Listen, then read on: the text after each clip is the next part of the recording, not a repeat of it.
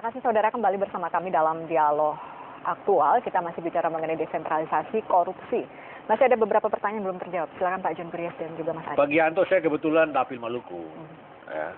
Kalau saya kunker ke Jawa Timur itu ya stop di Surabaya atau paling tidak Malang, Pak. Jadi saya tidak sampai ke Pacitan, Pak. Artinya stop di Surabaya kan kita bisa mendapatkan gambaran umum dari gubernur atau SKPD di tingkat provinsi. Karena waktu. Ya memang tentunya saya lebih banyak di dapil saya, Pak, Maluku. Dan saya kira apa yang ada di Maluku itu ada juga di beberapa tempat. Tidak semua tempat saya bilang memang. Ada beberapa tempat yang memang dominan perilaku koruptif itu sangat subur tumbuhnya. Dan memang kekuasaan memang cenderung korup di mana-mana. Bukan kekuasaan formal dalam negara saya, tapi kekuasaan pada lembaga-lembaga normatif, katakanlah perguruan tinggi. Itu juga korup.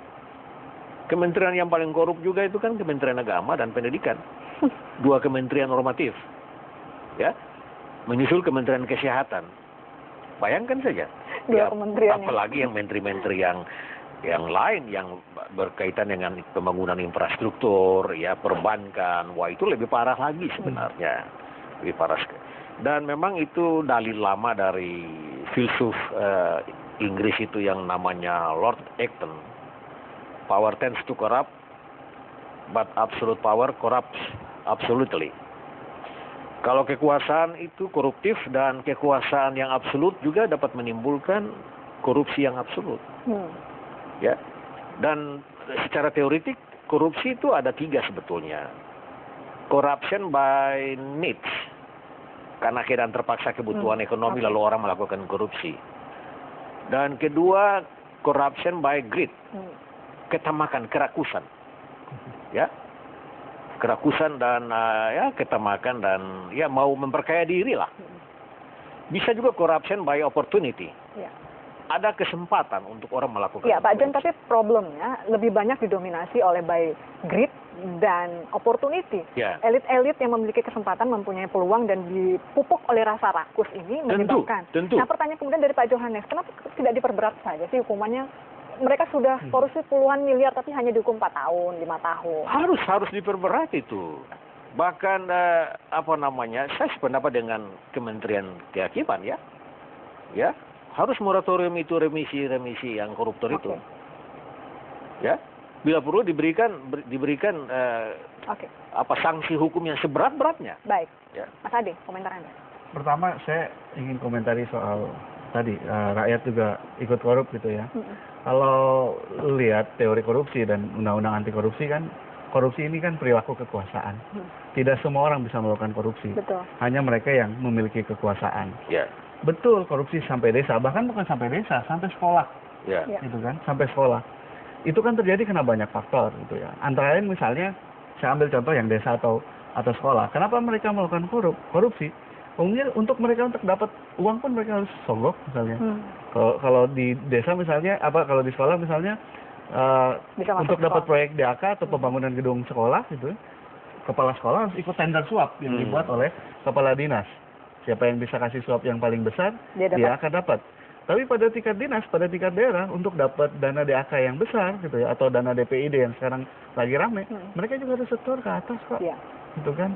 Jadi memang ada sistem yang dibuat, ada berjenjang gitu. Tapi kan ini semua bermula dari perilaku elit gitu ya, baik pada tingkat lokal maupun pada tingkat nasional gitu ya. Makanya kemudian ya kita mesti melawan korupsi di elit itu. Oke. Mas Adi, kalau kita lihat kepala daerah yang mungkin sudah habis periode sudah 2 tahun misalnya, tapi kemudian muncul lagi ada istrinya menjadi pejabat di Kabupaten A, di Kabupaten B, atau wali kota A, wali kota B, itu sebetulnya tujuannya apa? Untuk mengamankan apa? Ini politik klan ya, tapi kalau menurut kami sih memang tujuannya bukan politik, tapi tujuannya mengamankan kepentingan ekonominya gitu ya. Karena ketika dia berkuasa, itu sudah ada jaminan konsesi-konsesi proyek gitu ya, atau kemudian program-program itu untuk kepentingan ekonomi mereka.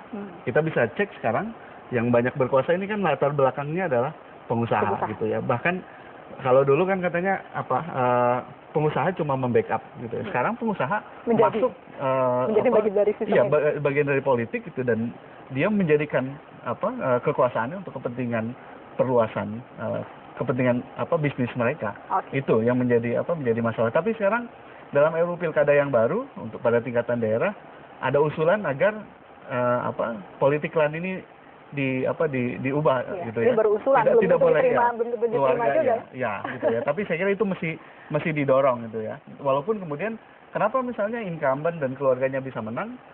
Ya, karena memang dia bisa memanfaatkan, saya katakan tadi, state resources, APBN, APBD, dan dukungan dari pengusaha cukup besar. Baik, kita sampai di penghujung waktu. Saya minta sedikit saja closing statement dari Pak John terkait dengan desentralisasi korupsi ini. Silakan Pak John. Ya, sistem harus berubah, regulasi juga harus berubah, Mbak ya. Sistem politik, sistem demokrasi itu jangan menciptakan. Kita mulai dari mana untuk merubah sistem ini? Ya, kita harus mempunyai komitmen politik yang kuat, terutama presiden. Presiden sebagai kepala negara dan kepala pemerintahan itu harus tegas. Baik. Ya, menciptakan sebuah sistem politik dan demokrasi yang tidak koruptif. Baik. Kemudian sistem hukum juga. Baik. Itu dia bertali temali itu. Okay. Lalu rekrutmen kader. Saya menyarankan supaya partai-partai politik dalam rangka merekrut kader, baik untuk fungsi legislasi atau parlemen maupun untuk fungsi eksekutif, ya, itu harus mempunyai track record yang baik, integritas moral yang tinggi. Baik, terima kasih Pak John, terima kasih Mas Ade. Kita sudah di ujung waktu, dan saudara, demikian tadi perbincangan kita mengenai desentralisasi korupsi. Terima kasih atas perhatian Anda. Selamat pagi, sampai jumpa.